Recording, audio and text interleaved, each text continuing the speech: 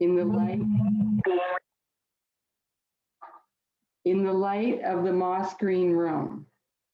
I'll just repeat those last two. At first, she barely noticed a faint red shape, a mere shadow upon the ceiling in the light of the moss green room. Days went by. The shape took form almost like a person, hovering there. Then she saw the eyes that bored into her as she tried to slip into slumber. She saw the horned head, the hands of fire. The figure never moved, but instilled terror. The next day, there were more. The beings formed a circle above her bed. Part 2. The delicious voyage into the world of sleep was no more. Oh, sorry. Night she shut her eyes against the circle. Those who looked down upon her, now a menace, now a threat, fed on her despair. They'd lick their lips when it floated up to them, a gift they craved.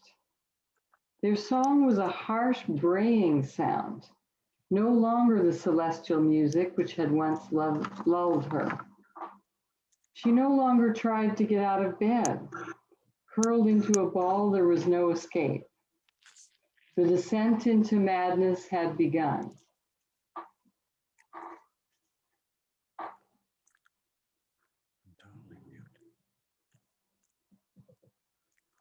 Thank you so much. Let me get, oops, looks like someone's, all right, Chris, you're not muted. So I'm muting you right now. So please stay, please do not unmute yourself. You will unmute yourself when it's your turn. Thank you very much, Pamela. And who are we gonna go to next? Yes, we're gonna go to one half of the power couple, Miss Jen and Mr. Jim. But first we'll start with Jen Rowe. Jen, you are up. Am I unmuted? Yes. You are. Okay, this is from something that was published in the June 15th Weekly for Black Seed Writers. Every Tuesday, 9:30 to 11 in the Sprode Hall basement, 138 Tremont Park Street. It's called Truth. The 2020 presidential election must be fine, accurate. After all, Mitch McConnell and the Republicans refused the funds, the money allotted for election security. Trump's administration eliminated cybersecurity positions and cybersecurity training.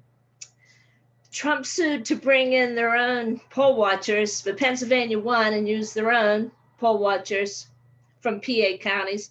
Maybe next time. So 2020, okay, accurate.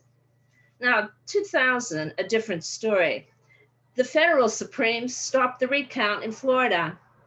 Gore actually won, but you know, the war actually wars. So be quiet. The Brooks Brothers riot because the window pounders wore suits organized by Roger Stone, for whom the Oath Keepers provided Roger's security on January 6th this year. Among the suited window pounders in 2000, now Chief Justice Roberts and Justice Brett Kavanaugh and Amy Coney Barrett, well, they were doing the paperwork. Shades of 2020, white window pounders in Detroit. Also 2000, Ken Blackwell, former Ohio Secretary of State, and briefly on Kansas's Chris Kobach's disastrous voter suppression comments. He forgot to turn on the verification for Ohio votes. Now the latest voting fraud found: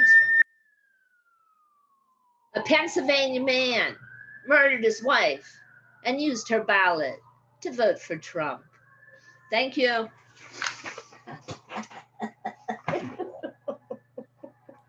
Thank you, Jan. Let's see who we have. I don't know if you're planning the police sirens, timing them with each reading, but it's fitting. It's fitting. Let's see who we can bring up next.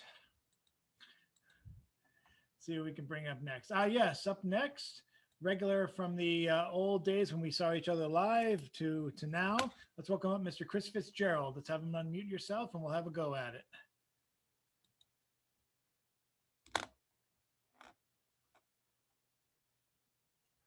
Chris Fitzgerald, are you there? There you go. We can hear. We should be able to hear you now. Hello, Chris.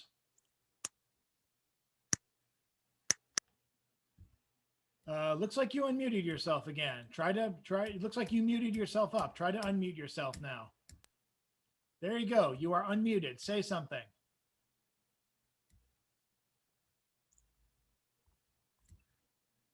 Chris?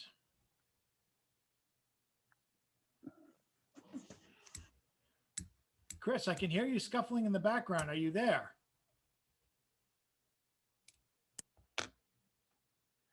Okay. You muted yourself again.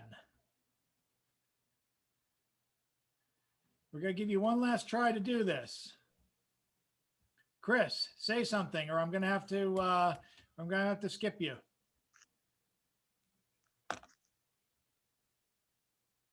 And whatever you did the first 2 times, don't do it because you muted yourself. But if you want to read poetry, you can.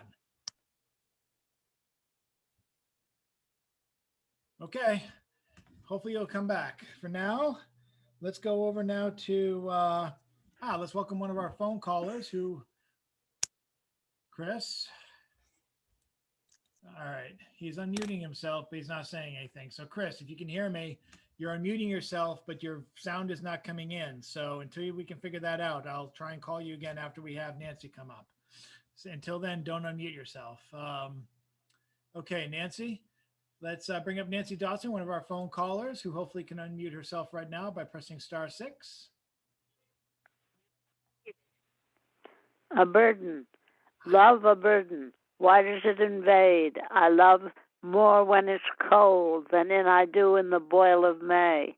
What is a reason for love and hate to play enormous crucifixion, playing on my dream?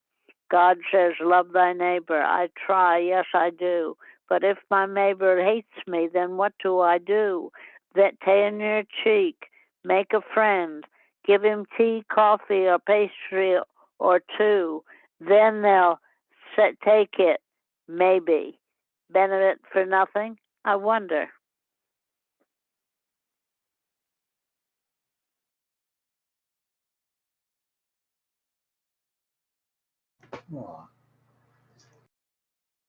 Thank you so much, Nancy. That was great. We're gonna go over to Chris Fitzgerald to see if his mic is working. If it is, Chris, if you think it is, if you want to give it another try, unmute yourself. If not, I'll go to Carol.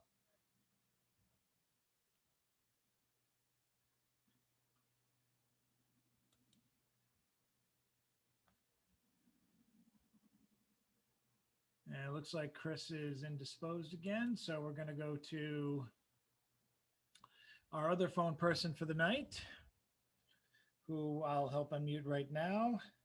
She has been our stalwart regular since the start. Let's welcome up Miss Carol Weston. Hello. This is a very short one. Mounting. I am a horse, old and slightly gray, slowly farting up the mountain of Parnassus. Thank you.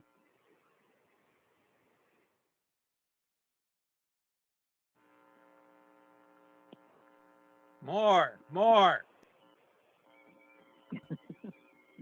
I guess we'll have to wait till the second round. Thank you so much, Carol. Looks like Chris might be trying to join us again, call and join in. So while we're waiting for that to happen, we're going to go to our musical interlude for tonight. I wonder who that could be. Let's go now to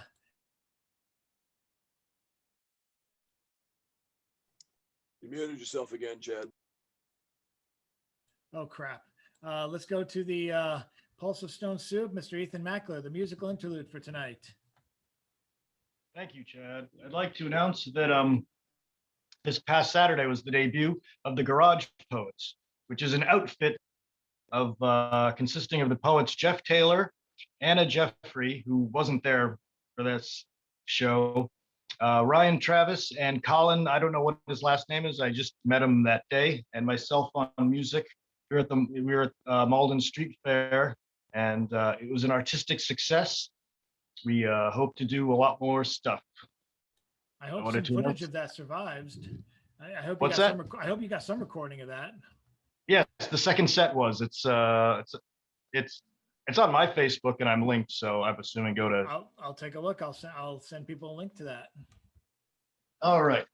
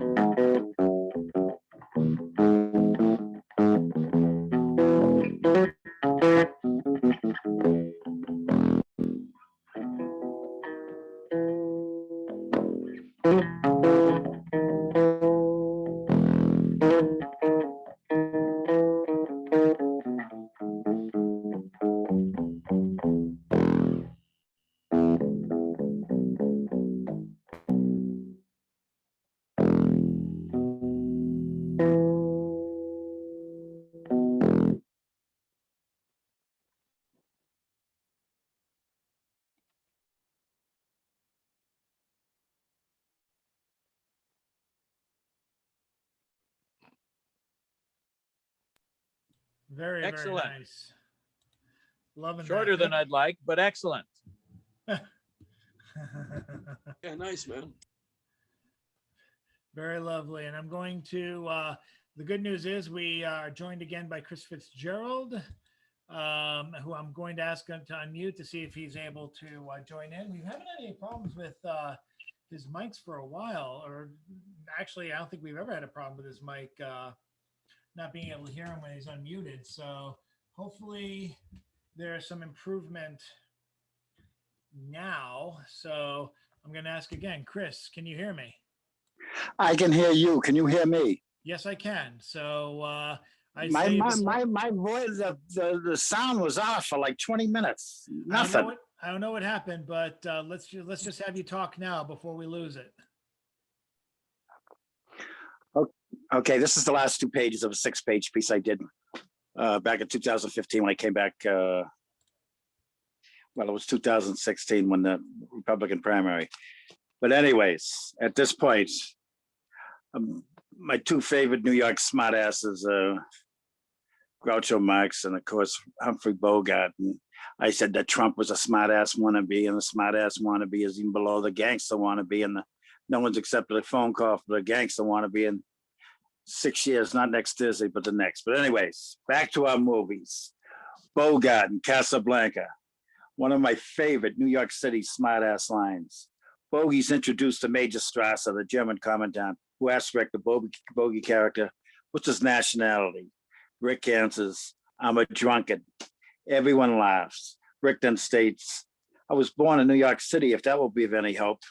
Major Strauss then says, London will soon fall, next Washington, New York City. Rick goes right back, but there's certain neighborhoods in New York City you Germans better not be so quick to go into. Wonderful New York City smartass, thus somewhat deflating this bullying Berlinian bastard. Later in the movie, Captain Renault, the French police chief who was always so quick to suck up to the Germans, asks Rick why he came to Casablanca in the first place. Rick answers, I came to Casablanca for health reasons, the waters. Renault stops him, but we're in the desert, there isn't any water. Well, I was misinformed. Beautiful New York City smartass. But Rick's best moment in the movie is a gesture, nothing verbal. But first, I want to discuss what I'm doing reading at this venue after a 20-year absence. And as it turns out, the big role Casablanca had to play. I came here August 3rd, 2015. I remember the date so clearly. That's the day my 95-year-old mother died. I wanted to share one of the poems that she had an active presence in. My mother wasn't just my best friend the last 10 years of her life. My mother was just as good company as anyone I ever met in my life. She had such a great capacity for allowing joy into her life. Even at 95, when she had her A game, it was as good as anyone else's in the room. She seemed to be able to get as much joy out of the 60 seconds the unforgiven minute would allow. I would go to her house on Monday nights and watch movies, perhaps a BBC detective series. I'd always bring her some freshly made chocolate or butterscotch pudding with real whipped cream. My mother wasn't bored, but Donald Trump would have considered her a loser. Casablanca was one of the movies we would watch every 3 to 5 months, always catching something new that we'd missed before. My earliest memories of Casablanca have a Cambridge connection. 30, 40 years ago, Harvard Square Movie Theater, across from the train station, across from the dormitories, blocking Harvard Yard, right on Mass Ave, before videos, before DVDs, before live streaming. If you wanted to see a movie that was 6 months old, 6 years old, 60 years old, you had to go to a second-run movie house. Harvard Square had one of the best on the planet. For $2.53, you got to see 2 movies. Whomever did the arrangements was extremely talented. 2 stores, Casey, Lumby, Main Streets. You talking to me, fuckhead? Taxi driver, 2 word mules, swept away 7 beauties, Bertolucci, Bergman, Godard, Garland with that rainbow thing, Cooper with that friggin' clock that wouldn't stop ticking. Do not forsake. I think I saw Casablanca with the African Queen the first time I saw it. First time I saw it, it changed my life. No, it changed the way I saw Casablanca. I guess one of the rituals of freshmen and sophomores at Harvard University during the singing of the Marseillaise in the movie, 20, 30, maybe 50, 18, 19-year-old students would stand up in front of the seats and sing along. Outrageously entertaining. I now stand and sing. Sure, I don't know all the words, but that's not the only song I don't have that problem with. Back to the Bogart gesture. He's upstairs in his office, engaged in a Hollywood babe battle with Ingrid Bergman's husband. Ask your wife. Ask your wife. The German officers in the saloon downstairs, they've had a couple beers in them at this point. Let's sing some German fight songs. Der Fatherland, der Fatherland. Victor Laszlo, Ilse's husband. Here's the German sings, doesn't like it. Puts the babe battle on hold, goes downstairs and asks the saloon band to play the Marseillaise. They're stirring, but no pronounced movements. Bogey comes down, gives the band the affirmative nod. The band jumps up and engages in 90 seconds or so of celebratory music as the cinematic world has to offer. With the free French, the free European, the anti-hero American are saying, similar to what poets have been saying for 3,000 years when they feel besieged.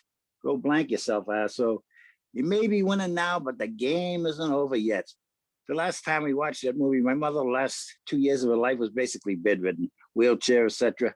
When the French national anthem is winding down, the Spanish guitar player is out to chant. My mother sits up erect in bed, beats it by a second, joyously announces, Vive la France! Maybe I did have some influence on my mother's behavior, but this was unscripted, unrehearsed. My mother was in the moment, 1,000 times more beautiful than anything on the screen. So in 2 years, 20 years, 40 years, before I hand in my dinner pail, hop on the last rattler, bite the big one. For my last moment of consciousness, I have a vision of my mother sitting up in bed chanting, Vive la France! What can I say? I've had a beautiful life. In conclusion, I am from a different era. Growing up, public speakers always thank the little people. So tonight, I want to thank the little people who made this evening possible. My father, Shorty, my mother, Tiny. Thank you.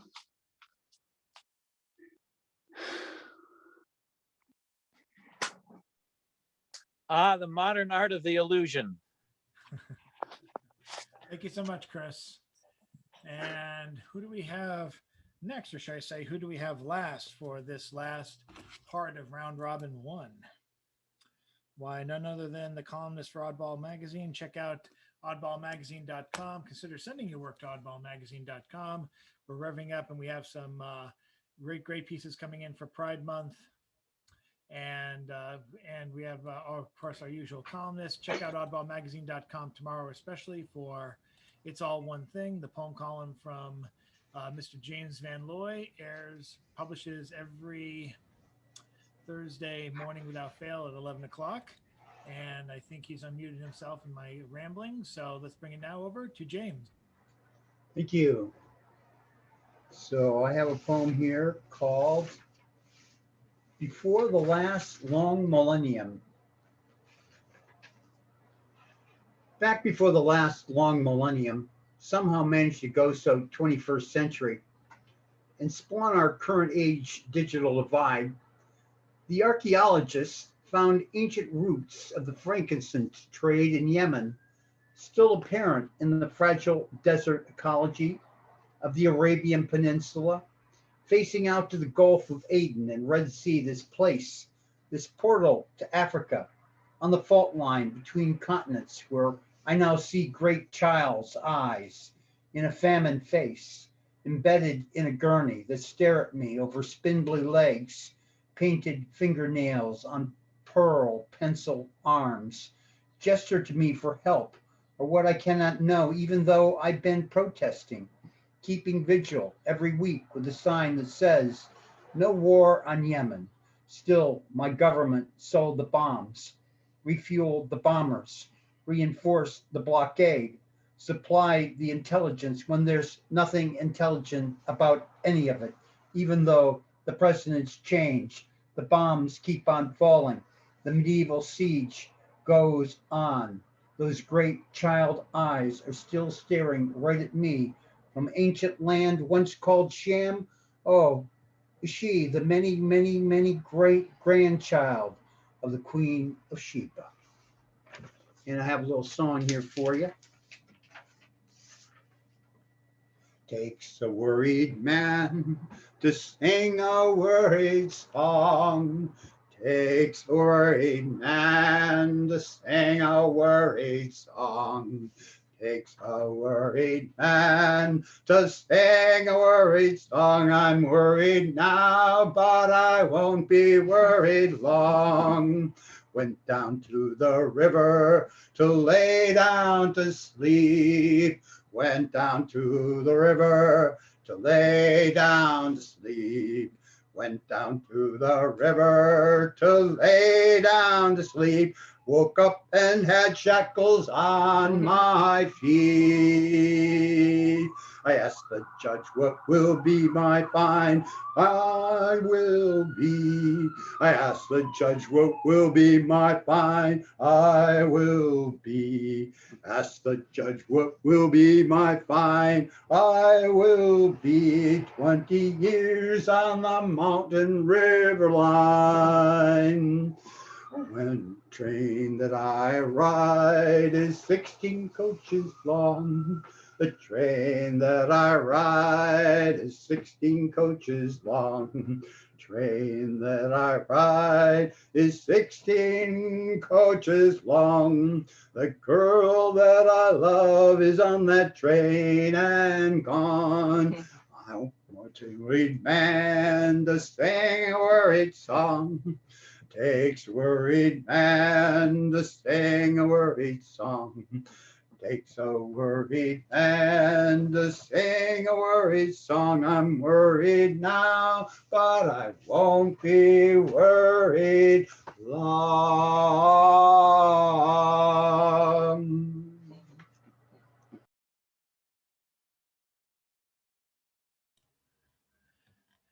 Thank you so much, James. And we're gonna have a very short and sweet round robin tonight, but nothing wrong with that. My only regret is because of my hurry of coming in, I didn't record the first two poets, but I love a good Richard III, so it's gonna stay in my mind. And John, we're gonna have to get that poem an oddball. But figures I have a memorable experience and I have to actually remember it. That's not fair. Anyway, let's God damn it, I'm a child of the new millennium, kinda. So let's go. And I never grew up, and I like the tech. But anyway, let's go back to start. Let's start from the beginning with Mr. Orator Extraordinaire, John Sturm, who hopefully will not do the Richard III soliloquy. I don't want to break his brain. I don't want him to do it backwards. Let's see what he can do forwards. John, you're up. More Richard III. I torment myself to catch the English crown, and from that torment I will free myself, or hew my way out with a bloody axe. Why, I can smile and murder whilst I smile, and cry content to that which grieves my heart, and wet my cheeks with artificial tears, and frame my face to all occasions. I'll drown more sailors than the mermaid shall. I'll slay more gazers than the basilisk. I'll play the orator as well as Nestor, deceive more slyly than Ulysses could, and like a Sinon take another Troy. I'll add colors to the chameleon, change shapes with Proteus for advantages, and set the murderous Machiavel to school. Can I do this and cannot get a crown? Tut, were it further off, I'll pluck it down. I do the wrong and first begin to brawl. The secret mischiefs that I set abroach, I lay unto the grievous charge of others. Clarence, whom I indeed have laid in darkness, I do beweep to many simple gulls, namely to Hastings, Derby, Buckingham, and say it is the queen and her allies that stir the king against the duke my brother. Now they believe it, and withal wet me to be revenged on river Fawn gray. But then I sigh, and with a piece of scripture, tell them that God bids us do good for evil. And thus I clothe my naked villainy with odd old ends stolen forth of holy wit, and seem a saint when most I play the devil. But soft, here come my executioners. So wrote William Shakespeare. Still love that movie that I think Ian McKellen did, where it was Richard III with trappings and settings very evocative of the Third Reich. Oh, yes. Yes, yes. Love that one. But up next, I don't know if he can top his last bit, but I want him to try anyway. Let's welcome up Mr. Jon Wesick. Thanks. You know, my favorite part in Richard III is the part when Al Pacino comes out with the machine gun and says, "Say hello to my little friend." Oh, God. Okay, this is a flash fiction piece called Wildcat. What was the Cyclops' name in the Odyssey? I pulled out my dog-eared paperback of Homer to find the answer, but all its pages were blank.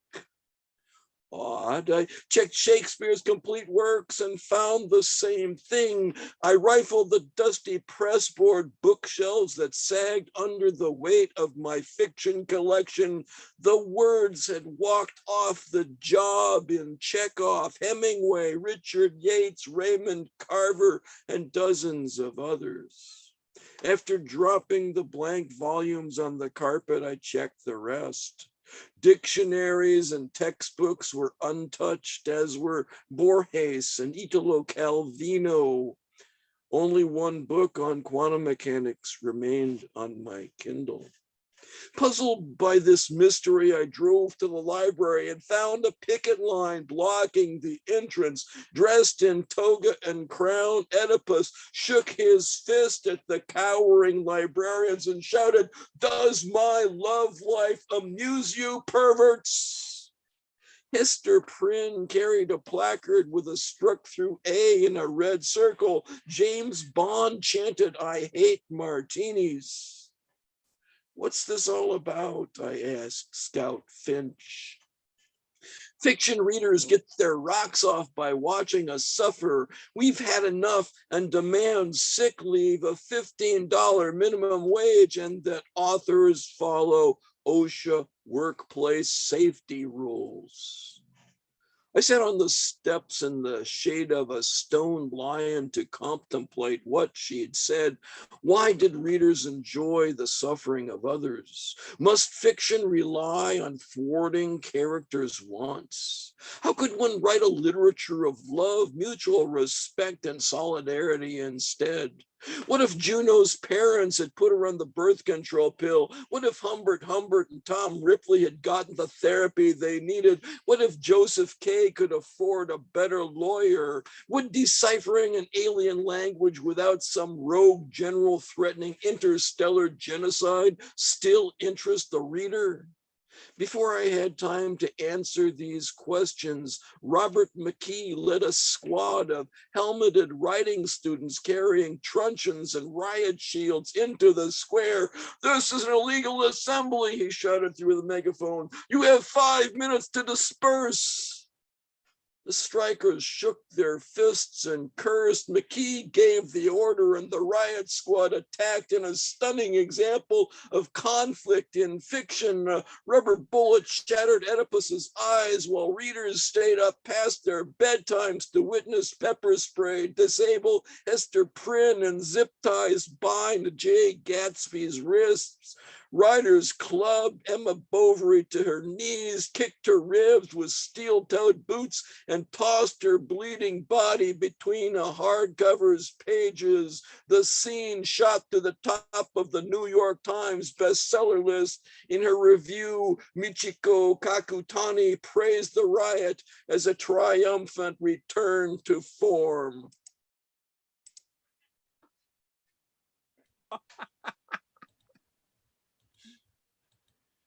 The John, illusion. you're having way too much fun writing this stuff. Thanks. The eluder strikes again. That is amazing. Thank you so much. And we're going to go over now to Pamela Bullard, who hopefully can unmute herself.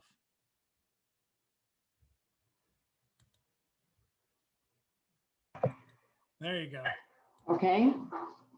So this poem is called Memories of Him. It's dedicated to my sister, Sally, and my brother-in-law, Bob. Now she swims with all her heart across the waves, along the shore, southwest wind at her back. While gliding through the indigo sea, all cares leave her, all troubles fall away.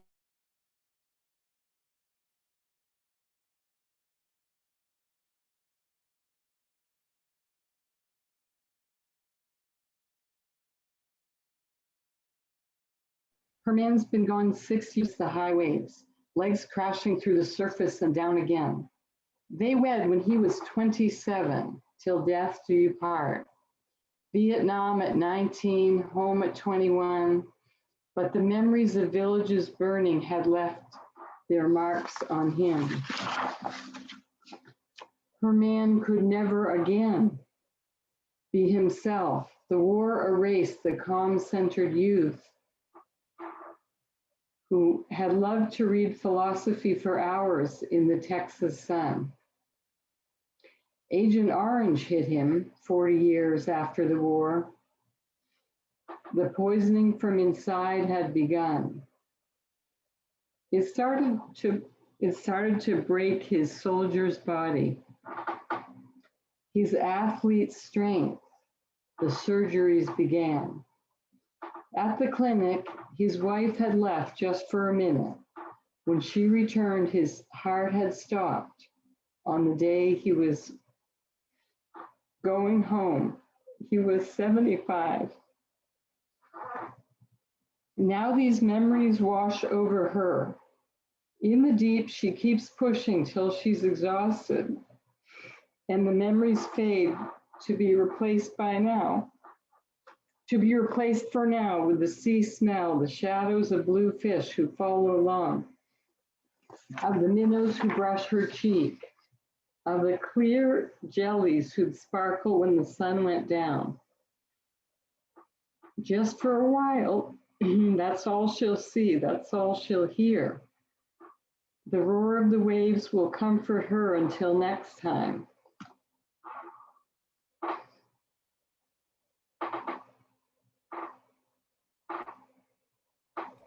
Thank you very much, Pamela.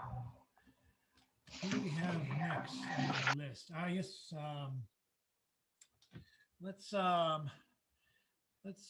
let's go to Nancy Dawson to see if she has anything. And Nancy, if you do, by all means, press *6. You can unmute yourself and let's hear from you again.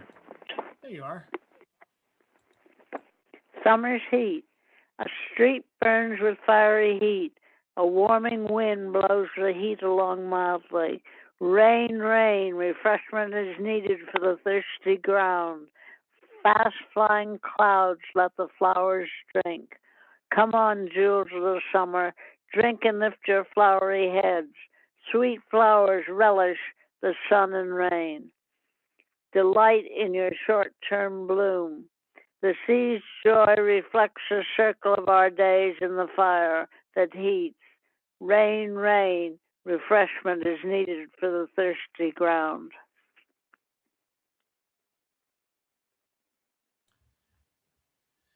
Thanks so much for that rain dance. We can always use another one. And who do we have next? We have, let me get her unmuted for the rest of you. We have once again, Carol Weston. So this is about my sister Emily. She died in January.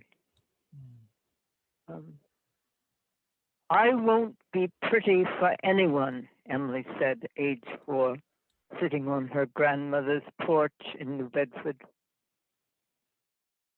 By mistake, she overturned the croup kettle on my backside when I had whooping cough.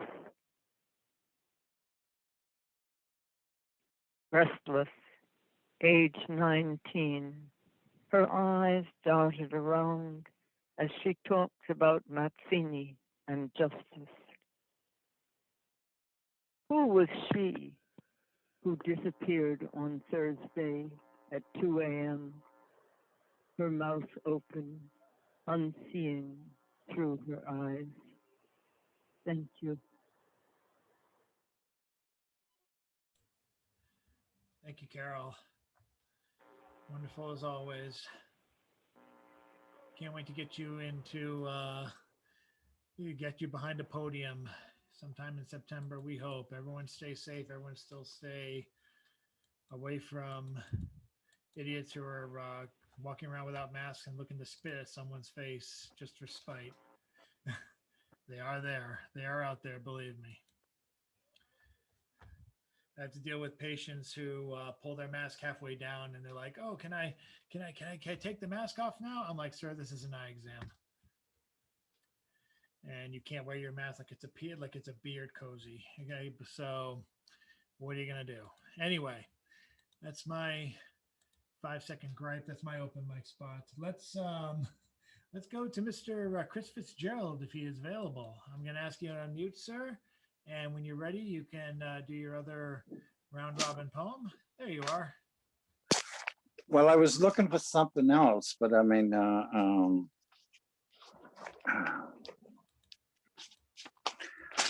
I once did a thing stating the big influence Churchill's had. He had these 3 guys, not one of them I consider a poet, but he, by his Fullerton, Missouri speech, the ancient regime's last shot. I mean, he got Eliot, Pound, and Odd established in the world. And so anyways, I took 3 lines of Auden's and this is halfway through it. Second line, poetry makes nothing happen. That's a shabby, dishonest line. He doesn't know what poetry is. Poetry helps you discover the wit, spine, and charm of the language. Tanks make something happen. They lob shells which kill or maim. Sexual intercourse can make something happen. It can lead to a new human being. Jobs can make something happen. Two people cash their checks now have money because of the time and effort they gave to their jobs. They plan to meet on a Saturday afternoon for a drink or an ice cream if both are on the wagon. Poetry finds a much greater expansion of the language with love than with bombs or bullets. In fact, 3 weeks after Johann Gutenberg had the print press up and running in 1452 in Mainz, Germany, it was a poet. Can't remember his whole name, but everyone called him Willie. On the back of his shirt, it said, "Bullies whack it." The third line of Auden's, follow poet, follow right. Who does he want us to follow? His mentor, T.S. Eliot, the British poet from St. Louis? Eliot became a naturalized British citizen in 1927. 7 years later, he was writing essays about not wanting Jewish freethinkers living in his London neighborhood. Jewish freethinkers had been living in that neighborhood 250 years before T.S. What's-His-Face had moved in. 400 years before that, they had been thrown out of England by Edmund the Digit. He owed Jewish moneylenders scratch. By throwing him out, he didn't have to pay his honest debts. And as a bonus, he collected the debts his own nobles owned to the moneylenders. What a piece of shit was the divine right of kings. After World War II, I would have thrown Eliot in prison for his part in the aiding and abetting of a Holocaust. Follow poet, follow right. Eliot's mentor, Ezra Pound. Pound spent 12 years confined to St. Elizabeth's Hospital in D.C. because he had friends who helped keep him out of prison. But he did make treasonous broadcasts from Rome, supporting the fascist position during World War II. He also wrote a book comparing Mussolini to Jefferson. I stated before, that was like comparing the number 2 to Chanel number 5. Oh, sure, they both have number in their title. I have proposed that if Mossad, the Israeli intelligence service, had been in Naples in 57, 58, when Pound returned to Italy from America, Pound immediately gave the fascist salute. If Mossad had broken his elbow in 3 places, I mean, let him hate all he wants to the day he expires. Just give him a little trouble saluting that hate. Common decency would be playing a more active role in the world today. His trick elbow would be in memory of the 70 million people who left the world early because of the fascist dirtbags. Thank you. Thank you, Mr. Fitzgerald. And let's see who we have next. Ah, yes. We have a little bit of music coming up, I hope, from the co-founder of the Garage Poets. I'm going to be looking forward to that link, and I'll definitely link it from the Stone Soup link. I put a link on it on the Stone Soup Facebook page. But for now, let's hear Ethan go solo. Ethan. Hey. This is, I hope he doesn't mind me doing it, but this is a musical version of It's All One Thing by James Van Louis. It's all one thing, it's all one thing, it's all one thing.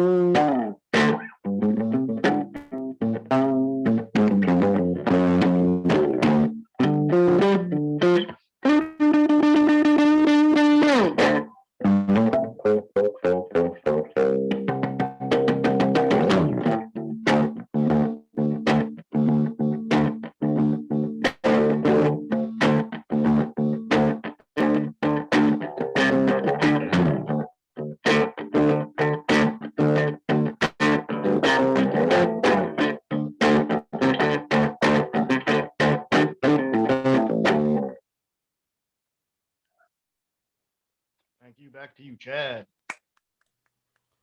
Thank you, James. Very nice. And thank you. Yes, thank you, James. And thank you, Ethan.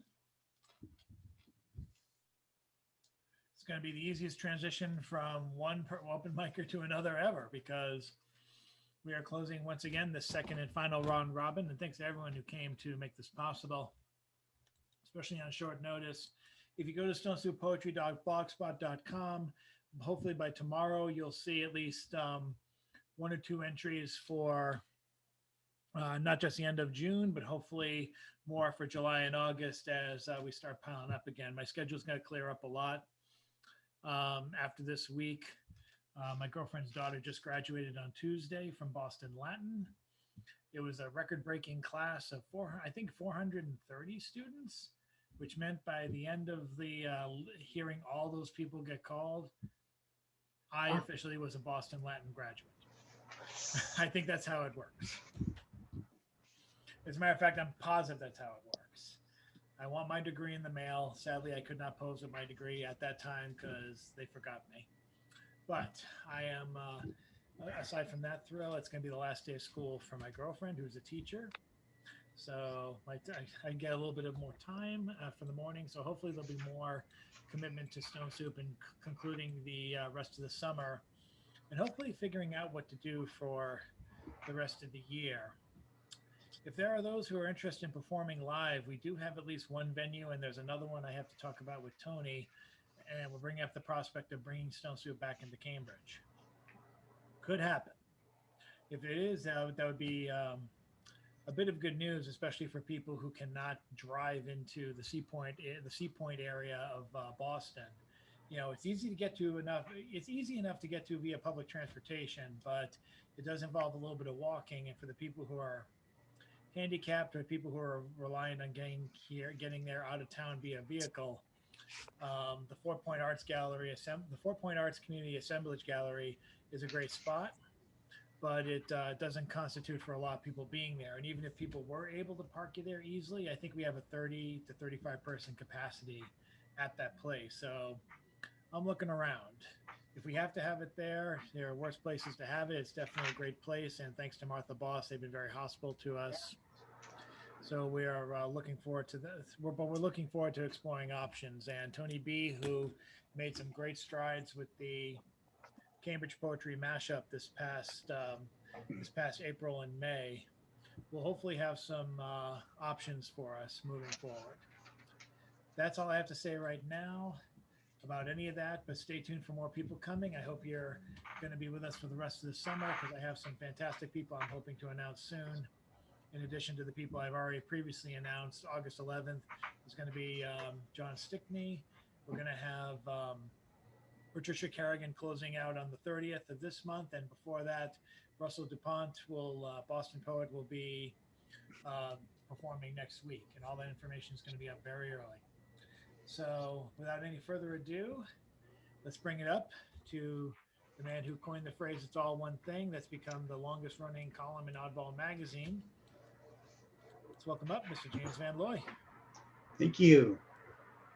So I have a piece here called Soldier's Heart, Shell Shock, Combat Fatigue, PTSD Nation. Here it is. 50th anniversary of Pentagon Papers. Publication of RAND Corporation's study of Southeast Asian Vietnam history that started after World War II as the U.S., that is us, used Japanese occupation regimes all over Asia to form new governments in Korea, Indonesia, Southeast Asia, and supported the French, Dutch, and British attempts to reclaim colonies in Indochina, Laos, Cambodia, and Vietnam, and Indonesia, Malaysia, Algeria, Kenya.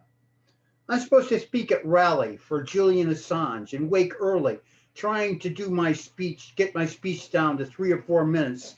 I keep thinking how my platoon on Okinawa had members in Laos serving in civilian clothes with fake civilian IDs in the secret war there that dropped massive amounts of high explosive on these once remote countries for over 10 years. And the Dutch still kill every year when those super combustible munitions finally blow.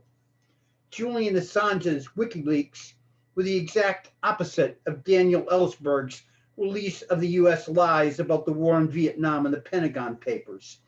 They were the fine grain of our own troops' memos, which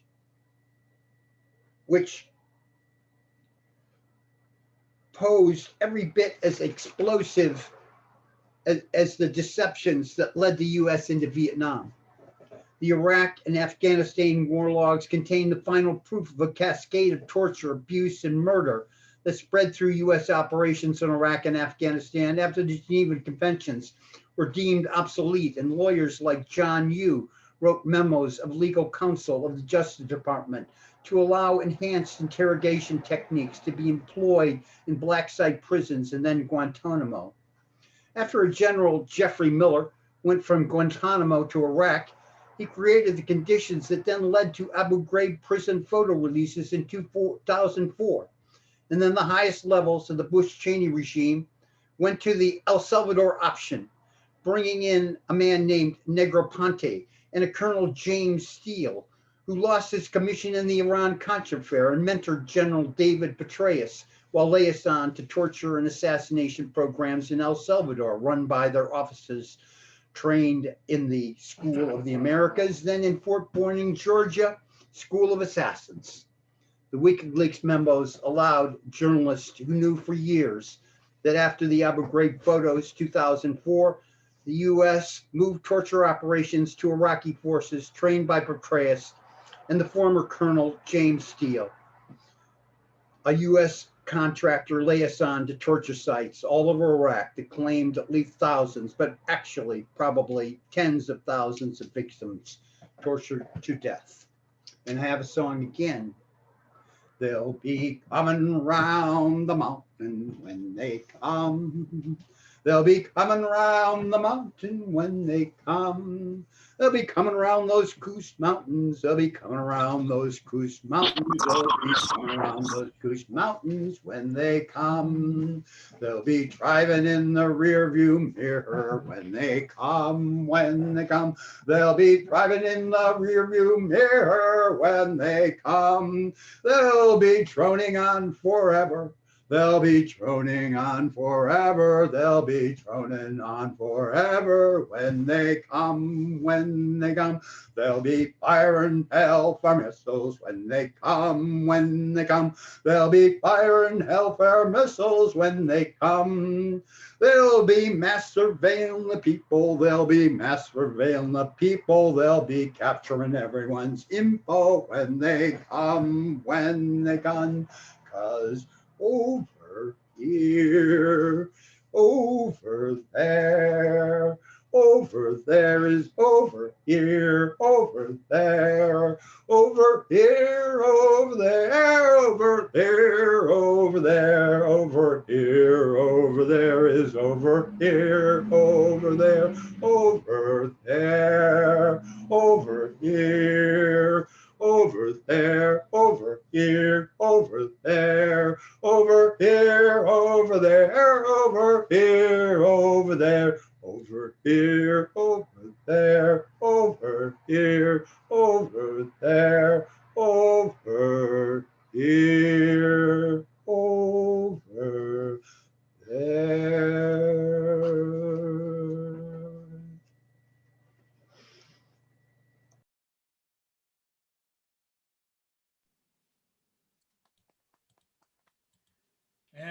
And with that, I think we can wrap up tonight. Short and sweet one. Give us ourselves enough rest for the poetry Zoom readings we have for the rest of the week, or just the rest of the jobs we have to do for the rest of this week. I'm glad that we're cooling off here in the city. I hope you guys are keeping cool wherever you are, whether it be in Massachusetts or abroad. Keep yourself safe. And above all, come back to Stone Soup next week, as we're going to have the features will start up again. Russell DuPont will be the feature, followed by Patricia Carrigan on the 30th. hopefully there'll be some more announcements coming up. For those of you who are looking to publish work, I'm going to have some announcements. There's a new online literary magazine called Full House, which has an interesting way of accepting submissions, accepting work, and hopefully I'll post some more information on more journals. I'm looking to submit work myself, and there's a couple of online journals and a couple of print journals are coming out soon. So hopefully I'll post some information of that shortly. And above all, Stone Soup's still building up, and hopefully we'll have more of a vision for what's going to happen for the second half of Stone Soup's celebration of its 50th anniversary in September, which happens to be Jack Power's birthday. So I hope you guys I want you guys to all stay around for that one way or another. And even when Stone Soup gets back to live shows, we're going to be keeping some semblance of the online shows as well, for those of you who can't make it into Boston every week. I'm looking at you, John. But anyway, the Stone Soup is adjourning for now. Wanted everyone to do just an obligatory wave, something that looks good for the picture. There's your hand, John. And again, thank you guys very much for showing up. More to be coming. Thanks to Carol. Thanks to Nancy for calling in. Thanks to Ethan. Thanks to James. Thanks to everybody. Thanks to the newcomers, old comers alike. And keep on spreading the word. If you guys get in touch with someone who hasn't been to Stone Soup for a while, let them know about this. There's some people who I even have online who are Facebook friends that didn't realize that Stone Soup was meeting like this. So spread where you can. And poetry may be coming back sooner than you think. One new piece of news that I heard is that the Cantab has finally found a buyer. The Cantab has found a buyer, and the Cantab allegedly, under this new owner, would actually go back to the Cantab that we all knew, which means that the Boston Poetry Slam gathering might be showing up on Wednesdays again. The only thing that's in the air is their liquor license, which they approved. I think they got tentative approval for. So we'll see what happens. Hey, maybe we'll get a Cantab. They promise a Cantab with better bathrooms, which is a miracle in and of itself. But maybe we'll get a Cantab